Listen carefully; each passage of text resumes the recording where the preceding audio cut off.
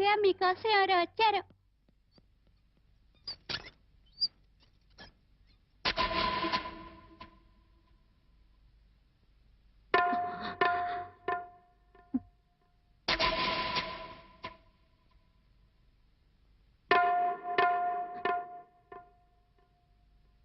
ఎవరమ్మా నువ్వు?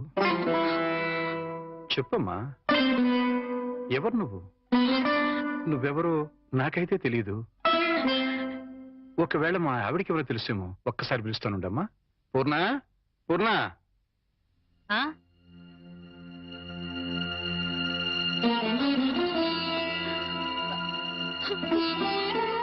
ఎవరమ్మా నువ్వు అంటే సమాధానం చెప్పడం లేదు. ఈవిడి గారు ఎవరో నీకెవరో తెలుసా? నాకు తెలీదండి. ఎప్పుడూ చూసిన గుర్తు కూడా లేదు. అమ్మా, నన్నలా పిలవకమ్మా. నన్నలా పిలిచే హక్కు నా కూతురు సీతకొక్కదానికే ఉంది. నీకేం కావాలి? ఏమిటే చూడకపోతే ఆవిడ చాలా ధనవంతురాల్లో ఉంది. ఏదో కావాలని నీ పెంకుటింటి ముందు నిలబడి అడగాల్సిన కర్మ ఆవిడకేం పట్టిందే? చూడు, ఆవిడ కట్టుకున్న చీర చూడు. నీ జీవితంలో ఎప్పుడైనా అంత ఖరీదైన చీర కట్టుకున్నావా? ఏదో సంసార పక్షంగా సగటిల్లాలుగా బతికేస్తున్న నీ ఇంటికి అంత గొప్ప ఆవిడ ఎందుకు వస్తుంది? ఎవరిదైనా అడ్రస్ కనుక్కోవడానికి వచ్చి ఉంటుంది. అంతే కదమ్మా? మాట్లాడమ్మా. మాట్లాడితే కదా నువ్వెవరో తెలిసేది. మాట్లాడకుండా ఉంటే ఎలా తెలుస్తుందమ్మా? ఒకవేళ మీ దగ్గర చదువుకున్నమ్మా ఏమో, గుర్తు తెచ్చుకోండి. కాదే, నా దగ్గర చదువుకున్న వాళ్ళకి చదువుతో పాటు సంస్కారం, క్రమశిక్షణ కూడా ఉంటాయి. ఈవిడి గారిని చూస్తుంటే ఆ రెండూ ఉన్నట్టుగా లేవు. అందుకని ఈవిడ నా శిష్యులు కూడా కాదు. చూడమ్మా, మా అమ్మాయి గుడికెళ్ళే టైం అయింది. నిన్ను చూస్తే మా అల్లుడికి నీకు సంబంధం ఉందని అనుమానపడే అవకాశం ఉంది. దయచేసి ఇక్కడి నుంచి తొందరగా వెళ్ళిపోమ్మా.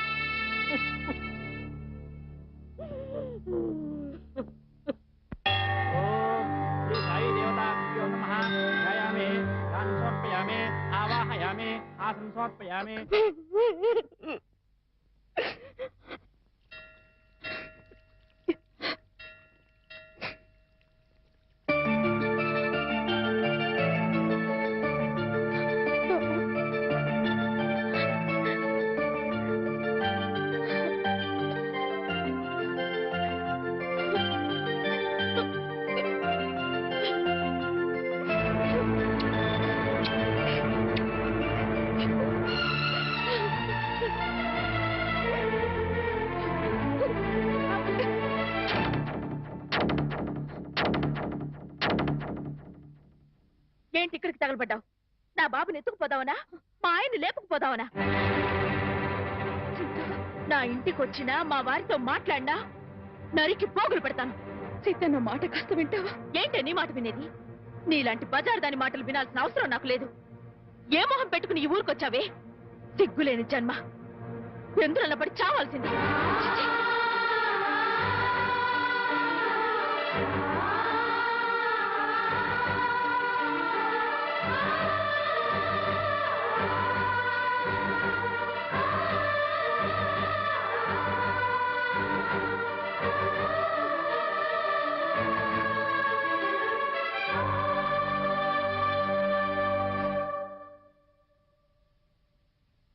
వాణి, వాణి, నువ్వు మా ఇంట్లో ఉన్నావని తెలిసి మీ అమ్మ నాన్న వచ్చారు. లోపలికి రమ్మని ఎంత పిలిచినా రావట్లేదు. నీతో మాట్లాడి వెళ్తామని బయటే నుంచున్నారు. నువ్వు వెళ్ళి మాట్లాడిరా.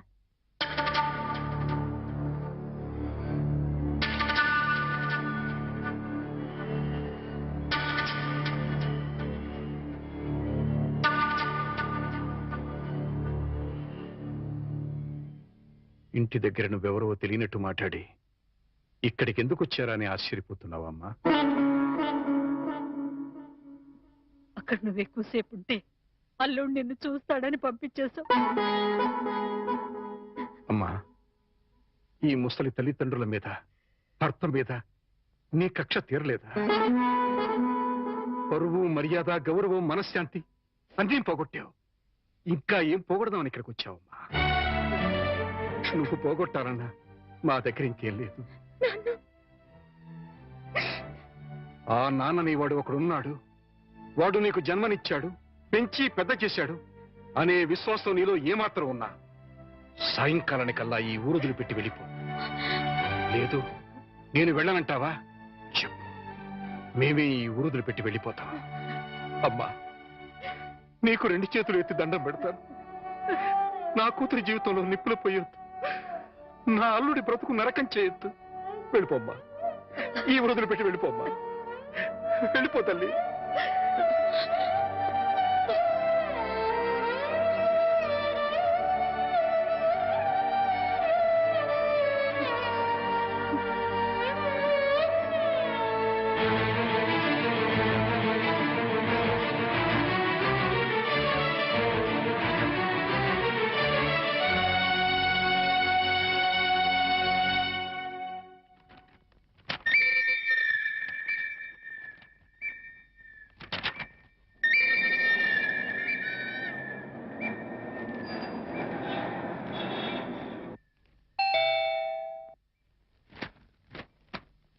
ఎవరు?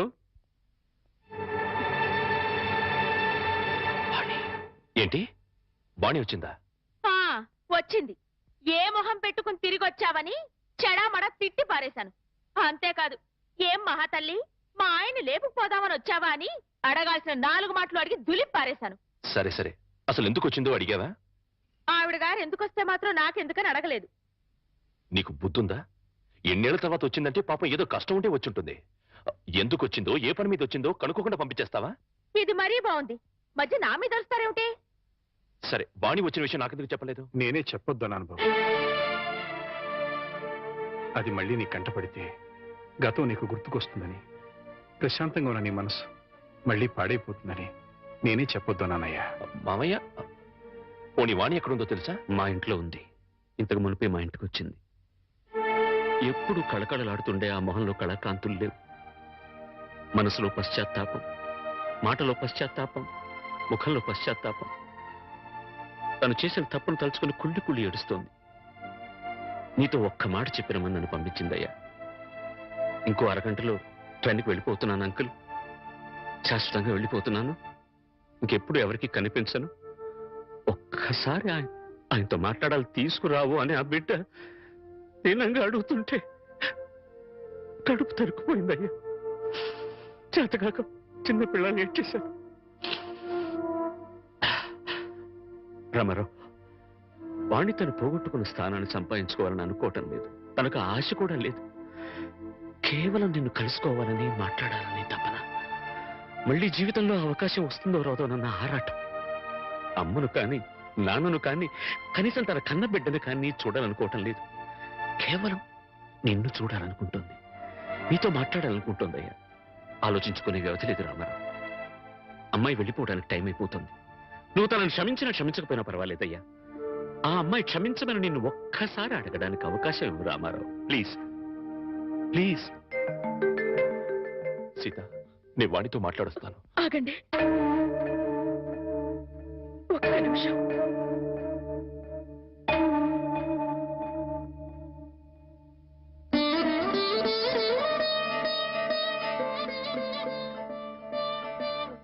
ఆడవాళ్ళు ఎవరొచ్చినా పసుపు కుంకుమ పెట్టి పంపడం ఏంటి ఆనవాయితీ. ఆవిడ మీకు చేసిన ద్రోహం గుర్తొచ్చి కడుపు మండి తిట్టొచ్చాను. ఈ చీర పెట్టి వీడుకోలు చెప్పిరండి.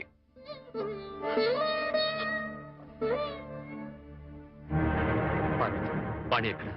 ఆ గదిలో ఉంది. వెళ్ళిపో.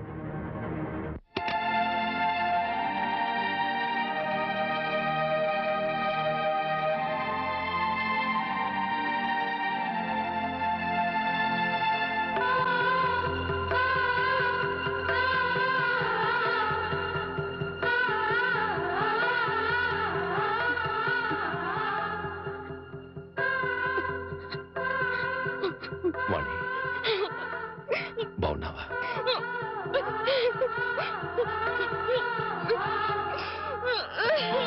వాణి వాణి ఏమిటిది? ఇలా కూర్చో.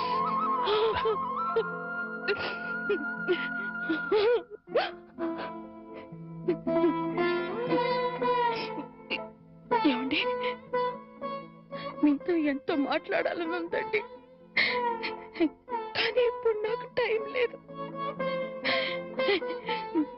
నేను చెడిపోలేదండి, ఒట్టండి. ఎవరు నమ్మినా నమ్మకపోయినా నాకు అనవసరం. మీరు ఒక్కరు నమ్మితే నాకు అదే చాలండి. నమ్ముతున్నారు కదా? నమ్మకపోతే నిన్ను చూడటానికి వచ్చేవాడినే కాదు. చాలండి, ఇప్పుడు నాకెంతో తృప్తిగా ఉంది. ఏమండి, ఎవరూ లేని ఒంటరి దాన్ని అయిపోయానండి. వెళ్లే ముందు ఒక్కసారి మీ ఒళ్ళో పడుకొని నాకు మీరున్నారనే తృప్తితో వెళ్ళిపోతానండి. ఒప్పుకుంటారు కదా?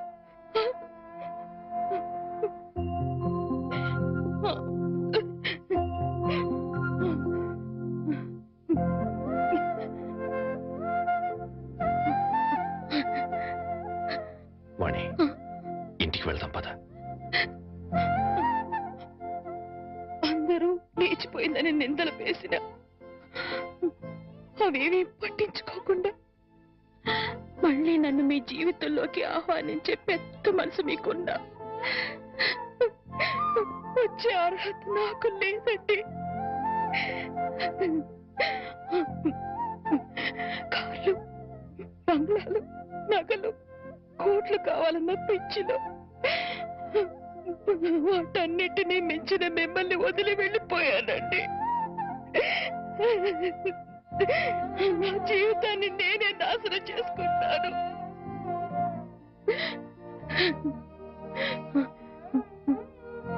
మళ్ళీ ఇంకో జన్మంటూ ఉంటే మీ భారీగానే పుడతానండి. ఆ జన్మలోనైనా అందరూ మెచ్చుకునే భార్యగా